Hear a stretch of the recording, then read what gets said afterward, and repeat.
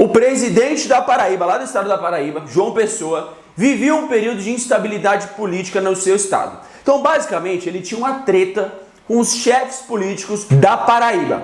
Esses chefes comandavam a economia do estado, ou seja, eram os grandes donos, das fazendas lá da Paraíba. Além disso, galera, quando foi ter a eleição lá na Paraíba, João Pessoa impugnou a candidatura de João Suassuna, que era ligado a esses chefes do interior, ou seja, João Pessoa queria acabar com a sua oposição. Insatisfeito com a posição de João Pessoa, o coronel José Pereira, que dominava o município de Princesa, lá na Paraíba, ingressou no partido de Júlio Prestes, aquele mesmo que iria concorrer à presidência contra João Pessoa. Aí vocês imaginam, galera, João Pessoa ficou como? Transtornado com essa atitude, certo? Então ele ordenou a retirada dos funcionários estaduais de Princesa e destituiu o prefeito e o vice-prefeito da cidade. Agora, o que o João Pessoa não esperava era que o tal do José Pereira estava organizadinho com as famílias poderosas do estado vizinho, Pernambuco,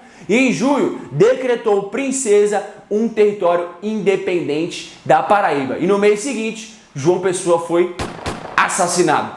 Diante dessa crise toda, o governo federal interveio na região e os revoltosos se renderam e o levante de Princesa acabou. Bom, mesmo sem a relação direta com a política nacional, o assassinato de João Pessoa serviu de estopim para o início de uma ação armada contra o então presidente Washington Luiz. E adivinha quem estava comandando essa ação? Getúlio Vargas, ele mesmo. Então, gente, percebam, Getúlio Vargas, que era candidato à presidência, e seus amiguinhos transformaram a treta que teve com João Pessoa. Então, eles dizendo que Júlio Prestes estava fazendo de tudo para chegar no poder e, para isso, ele até matou um candidato à vice-presidência para chegar no poder.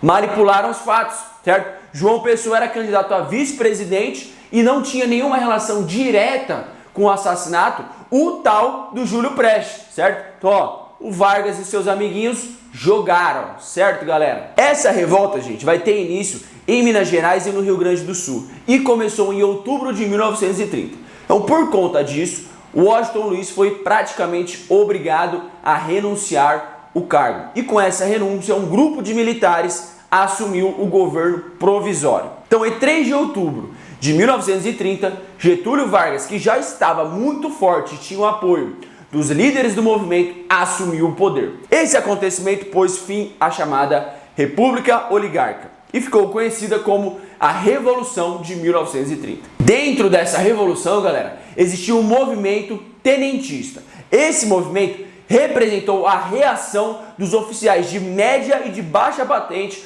do exército contra o regime oligárquico. Os tenentes queriam voto secreto e que as mulheres também pudessem votar. Além disso, a moralização da política e a reforma do ensino público. Os tenentes foram fundamentais para a chegada de Getúlio Vargas ao poder. Depois de 1930, foi instituído um governo provisório.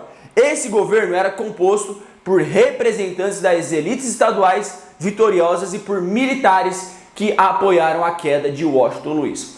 Getúlio Vargas, que era quem comandava tudo, vai tentar agradar todo mundo. Para isso, ele vai criar os interventores nos estados e vários deles eram militares.